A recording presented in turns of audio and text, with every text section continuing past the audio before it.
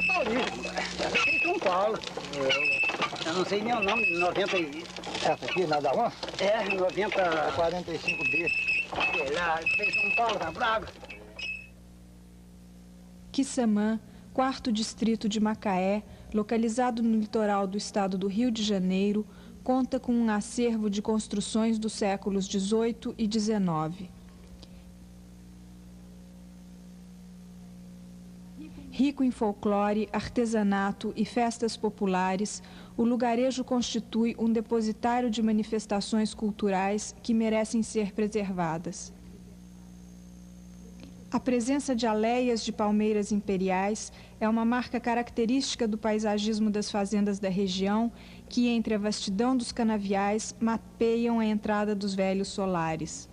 Nas fazendas, encontramos ainda antigas senzalas ocupadas pelos descendentes de escravos da região. Esses negros e mestiços realizam ali rituais de origem africana, como o tambor.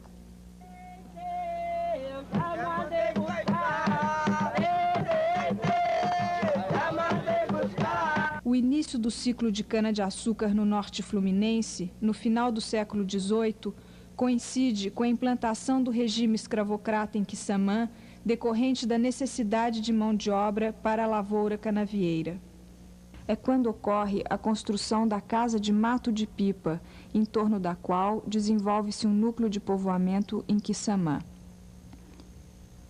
Fundada entre os anos de 1777 e 1779 pelo capitão Manuel Carneiro da Silva, que herdara a propriedade das terras de seu pai, o contratador de diamantes João Carneiro da Silva, Mato de Pipa permanece até os dias de hoje como o único exemplo da habitação rústica própria dos primeiros senhores de engenho do norte fluminense. Nessa casa nasceu o primeiro Visconde de Araruama, cujos descendentes constituem a classe senhorial dominante de Quissamã no século XIX. Fundamentalmente constituída por duas classes sociais, a dos senhores de engenho e a massa escrava, a sociedade rural de então apresenta entre esses dois extremos um número relativamente elevado de pequenos lavradores e os moradores da vila, a freguesia.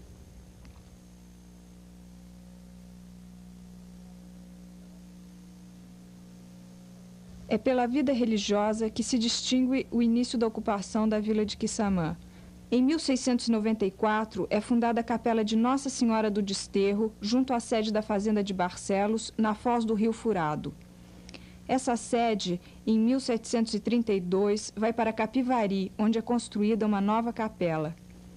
Em 1749, a capela é finalmente transferida para a freguesia e é erigida no lugar onde se encontra hoje a Igreja Matriz de Quissamã. Ao ser demolida a antiga capela da freguesia, o coreto original foi conservado. Em 1985, foi construído um novo coreto pela prefeitura, na praça em frente à matriz. O processo de fixação e desenvolvimento do núcleo urbano da freguesia acompanha as necessidades da sociedade e das atividades econômicas rurais. Casas comerciais, hospedarias, manufaturas, escolas são fundadas na medida em que cresce o vulto dos negócios em torno do açúcar e a demanda por serviços e de consumo da elite local. Os primeiros moradores da vila devem ter sido comerciantes portugueses, já que, como assinala Alberto Lamego, foram esses os únicos migrantes e povoadores que ocuparam a região até o início do ciclo do açúcar, em fins de 1800. Com o decorrer do tempo, muitos filhos naturais dos barões fazendeiros fixaram residência na freguesia, foram formando uma descendência colateral destas famílias, que permanece na vila até os dias de hoje. O maquetista Francisco de Carvalho, o Francisquinho, apresenta em seus trabalhos uma preocupação com a preservação das construções tradicionais de Quissamã. Ele é o fotógrafo da cidade. Em sua Foto Cigano, Francisquinho realiza fotografias para documentos, além de registrar batizados, casamentos e demais festividades da sociedade local.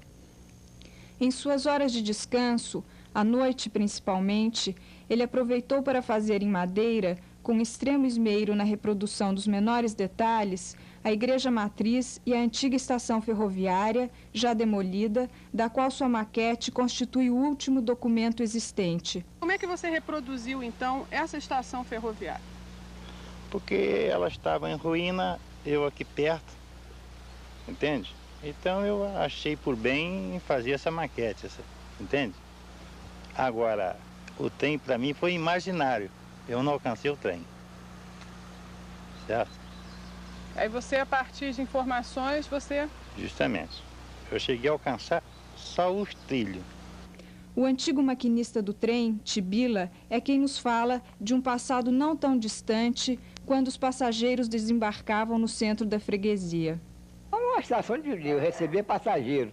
Só eu não vendia passagem, porque a passagem era destocada num talãozinho no caminho. O camarada pagava a passagem, mas tinha a segunda, daqui para Conde era R$500. A de primeira era, acho, 1.500, uma coisa assim. Eu sei que a de segunda era R$500. Tinha 2 carros de primeira e um de segunda. E isso tudo funcionava para Conde, era muito movimento. Na hora hoje, chega lá em Conde, passa, tudo fechado, abandonado. Só tem cana tem muito. Como é que levava os passageiros? Passageiros, tinha 3 carros de passageiro aqui.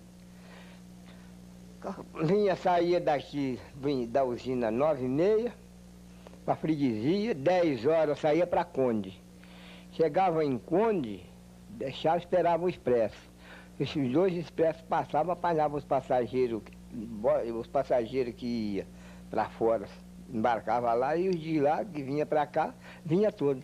E de Conde para ir para Macaé, como é que fazia? E expresso, trem da Limpurdina. Expresso, rápido, noturno, misto, tinha tudo isso. Hoje não tem nada, só tem 4 trem de carga. Trem de passageiro não tem mais nenhum.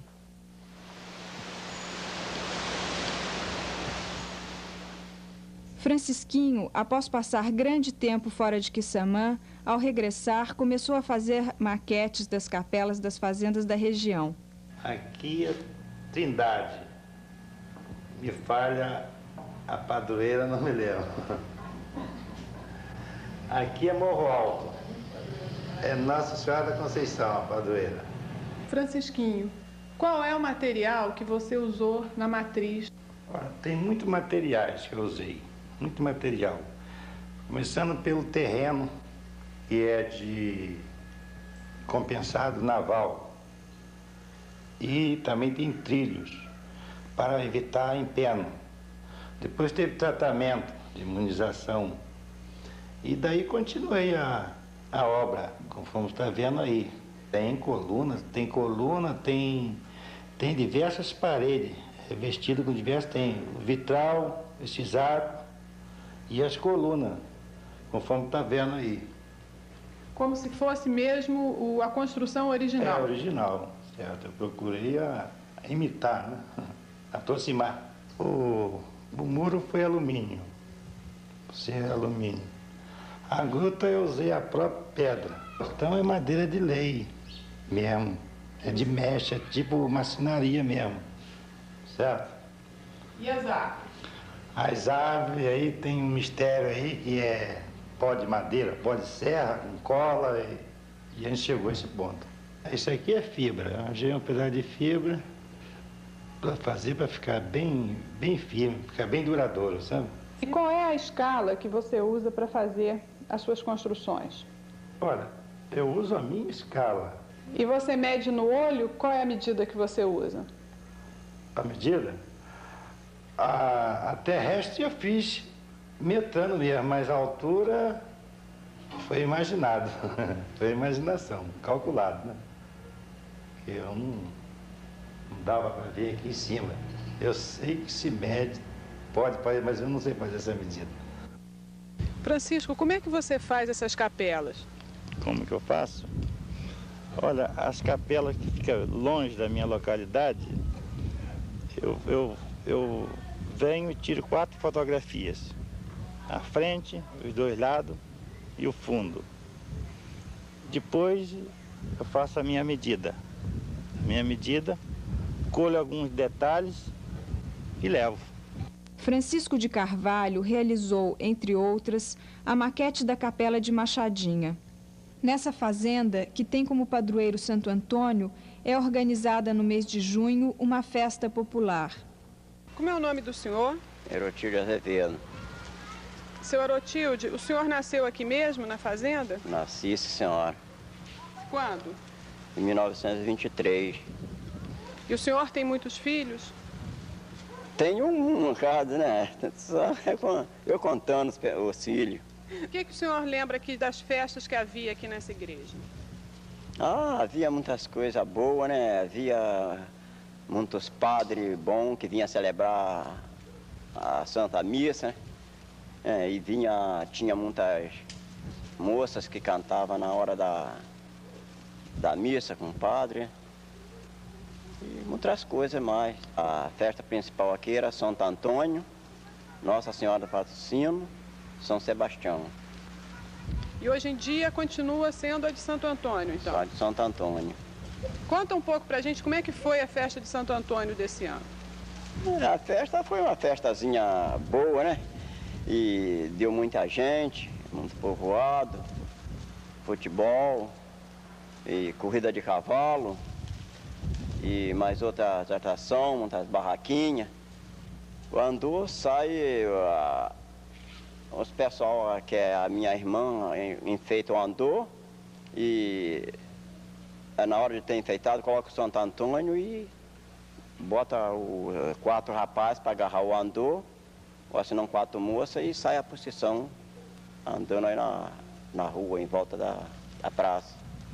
Machadinha representa uma fazenda típica de Quissamã, possuindo a forma e a organização tradicional de um tipo de exploração agrária que imperou no século XIX.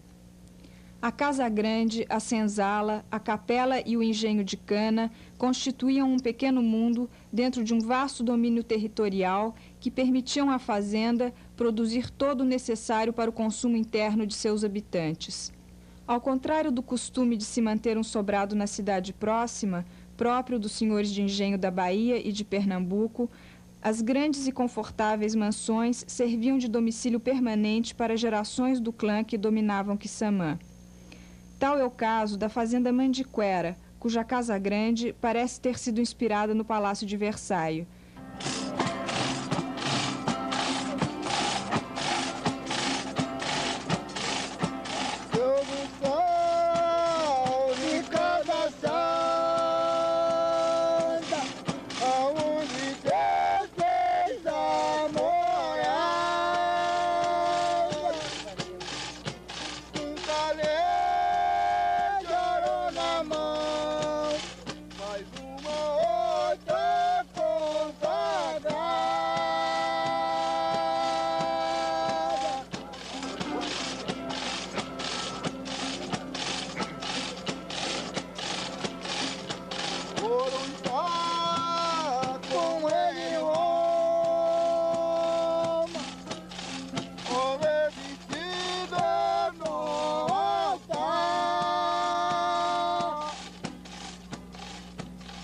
É nas fazendas e em seus arredores que são realizados rituais populares como o tambor e o fado.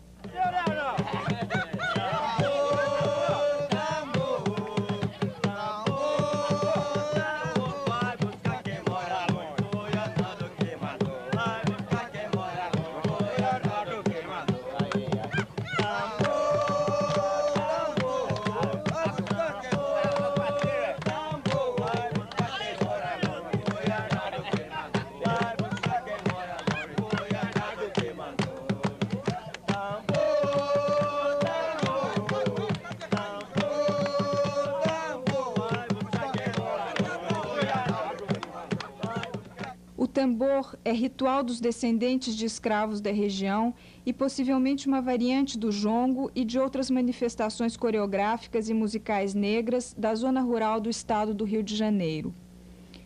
Em Machadinha, onde se aglomera grande número de negros, muitos deles residindo na antiga senzala ocupada por seus antepassados escravos, existem ainda tocadores e dançadores de tambor que se reúnem em torno de uma fogueira para realizar esse ritual. Antônio Mourinho explica como se faz um tambor. O tambor faz é o seguinte, pega o pau é oco, serra o pau certinho, pega o couro, põe na água.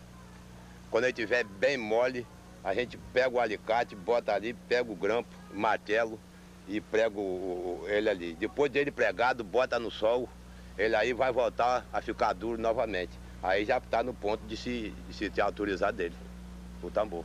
E aqui em Machadinha não tinha mais tambor. Por quê? Aqui não tinha mais tambor porque o povo antigo foram morrendo e os novos não quiseram continuar. Ou não sabem, ou não quiseram continuar. Então foi aonde que liquidou a inflação toda nossa aqui. Acabou. E por que você acha que as pessoas mais novas não querem continuar? Bom, não quero continuar porque talvez já que fica vexado, com vergonha, né?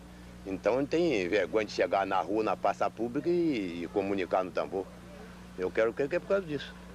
E você acha importante a gente não deixar acabar o tambor? Eu acho importante. Por minha vez, eu quero que levanta mais o tambor, que não pode acabar. Eu estou aqui para isso.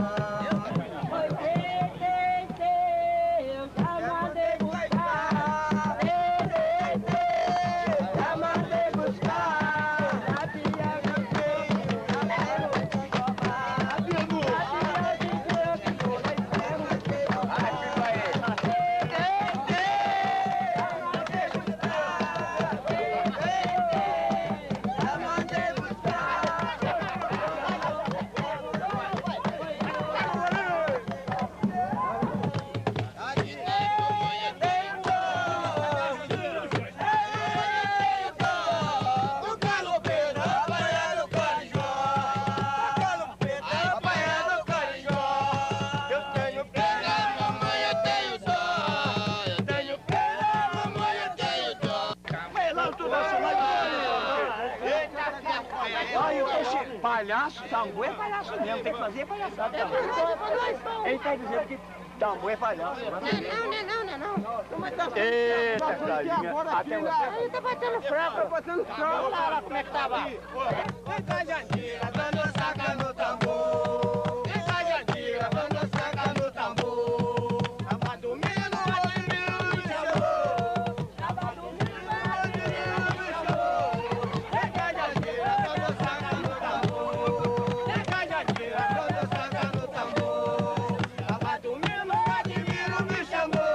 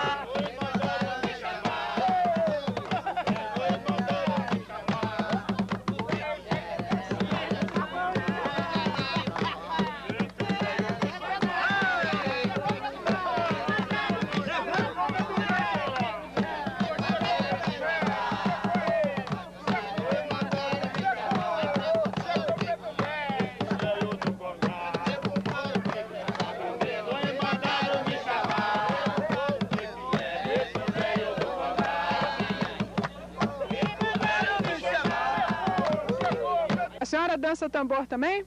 Eu danço. E vai dançar hoje pra gente? Vou. Então vamos ver, hein? Vou. E se eu não aguentar cair no chão? Já tô velha. Eu não aguento. Eu gosto muito, E como é que é o nome da senhora? Guilhermina Rodrigues Azevedo. E a senhora prefere o tambor ou o fado? Prefere o tambor do que o fado.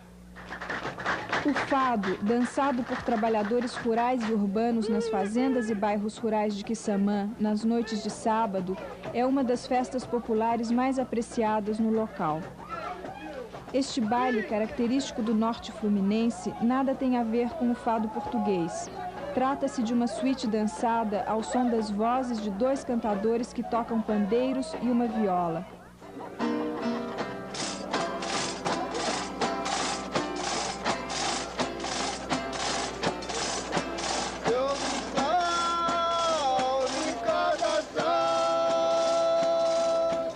O fado começa com uma cantiga de reis executada à porta do salão.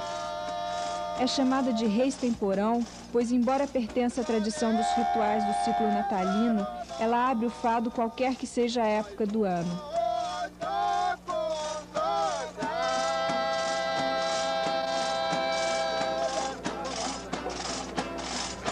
Em seguida, canta-se uma mineira de louvação aos donos da casa, aqueles que promovem o fado.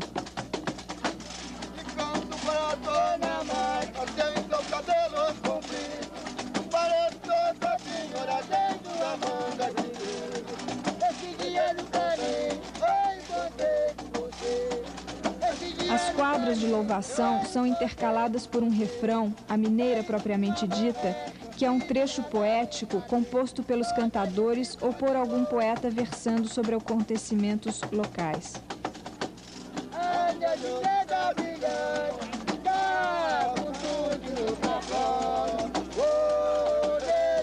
A mineira não tem o caráter solene do reis. Nela já se anuncia o ambiente dançante do fado, criado especialmente pelas batidas dos pandeiros.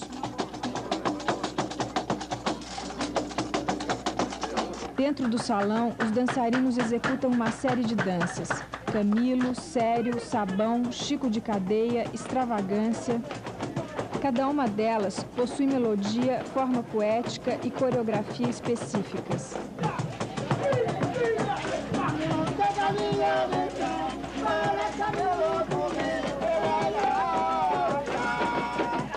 Os dançarinos formam em cruz, dama frente a dama e cavalheiro frente a cavalheiro e evoluem basicamente nesta formação com passos variados.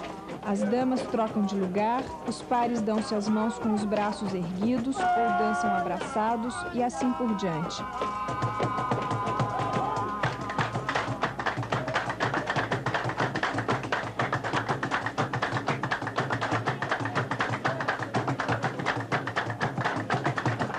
Destacam-se no fado as palmas e o sapateado masculino que respondem às batidas dos pandeiros nos intervalos entre as estrofes.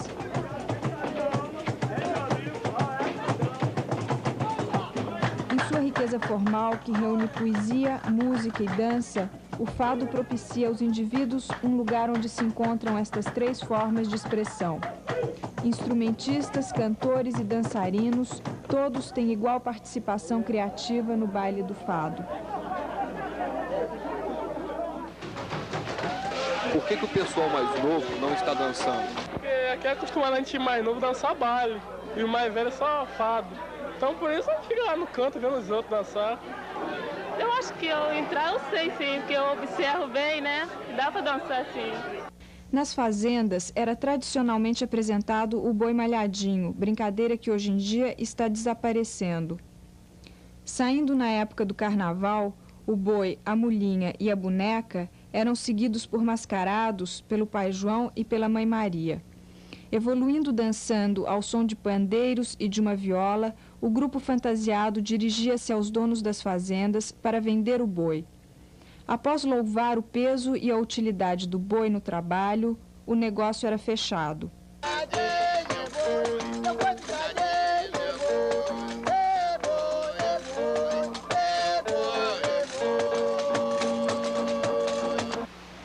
Seu Domingos, explica pra gente como é que o boi é feito. É com bambu, pono e uma cabeça de boi morto. Como é que o senhor arruma a cabeça? A gente acha no campo. Há quanto tempo se faz o boi, Vani? Já mais ou menos uns 10 anos, mais ou menos, fazendo boi. E seu Domingos, o senhor estava dizendo que o carnaval passado não saiu o boi, né? Não saiu.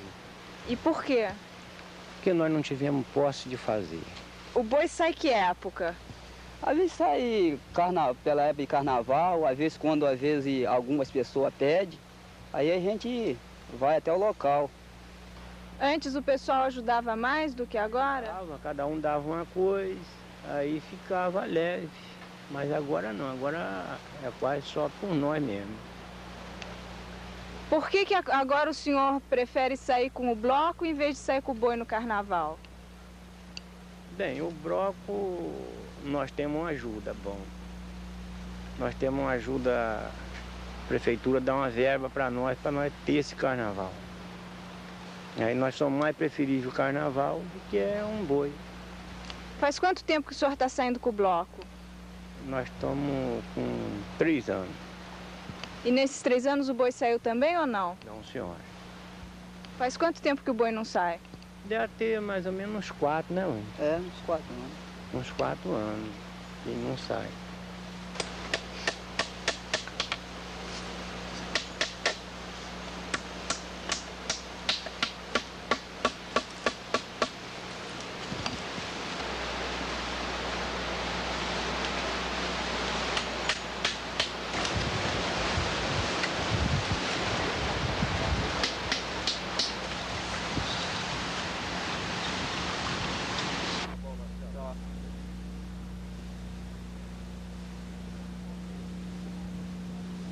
Muitas habitações dos empregados das fazendas são feitas em taipa com cobertura de tabua. Existem construtores especializados em taipa que dominam a técnica de levantar a estrutura de pau a pique e posteriormente barrear as paredes com a ajuda de amigos e familiares. Antenor Pavuna, que reside no Bacurau, descreve esses processos de construção. Bom, a gente prepara a madeira no mato, corta a madeira para que for preciso. Aí a gente corta a tabua para secar, quando tiver seca a gente corta o mambu em vara, ripa para construir, depois embarreia, depois vem o embarreio para preparar a casa, para depois a gente ter uma casinha já embarreadinha, preparadinha, de tabua, de entulho, esses troços assim.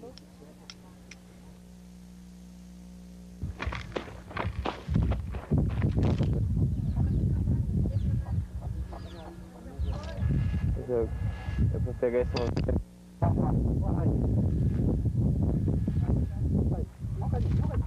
Eu botava a carroça em mão, você foi já apresentou no lá, é aqui não, Maria.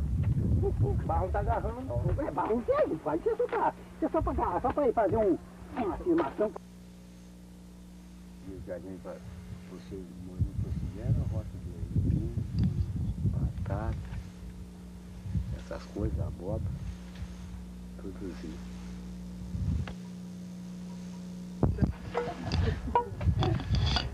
A mulher toda? 52. Não, coisa não, papo não. Tem que pegar no carro, Mas sai batendo dentro d'água e quando dá um peixinho de mais depressa, leva a mão e arranca por aqui, joga no cipó para trás e tá seguro. E a rede a gente seca a moita e mete o juquiá por dentro. Tá comendo o juquiá. Mete a mão no juquiá para tirar até aí. Agora mesmo eu vou botar até aí. Já vou trazer uma pra janta, ainda comer fritinha. O artesanato mais presente em Quissamã é aquele de cunho utilitário. Aparecem objetos e técnicas artesanais que, herdados de gerações anteriores, continuam a ter uma função no dia a dia da comunidade. Quissamã teve a primazia de ser o primeiro engenho central do país. Foi o barão de Monte do Cedro, João José Carneiro da Silva, o filho mais moço do Visconde de Araruama, que lançou a ideia da usina, do engenho central de Quissamã, porque ele lia muito e sabia como já estava adiantada a indústria açucareira na Martinica e nos outros países das Antilhas, e queria que aqui no Brasil também se fundasse. Escreveu muitos artigos nos jornais e até conseguiu que seus irmãos fizessem uma sociedade para fundarem o Engenho Central. Então, os filhos do Visconde de Araruama, seus cunhados e tios de Campos, fizeram uma sociedade e fundaram a Companhia Engenho Central de Quissamã, com o apoio do governo imperial, que deu um empréstimo. E essa foi o primeiro engenho central do Brasil. Em Quissamã, utilizando as isenções das tarifas de importação de maquinário oferecidas pelo governo, os grandes proprietários de terra fizeram as mudanças necessárias à transformação do engenho central em uma moderna usina de beneficiamento de cana-de-açúcar.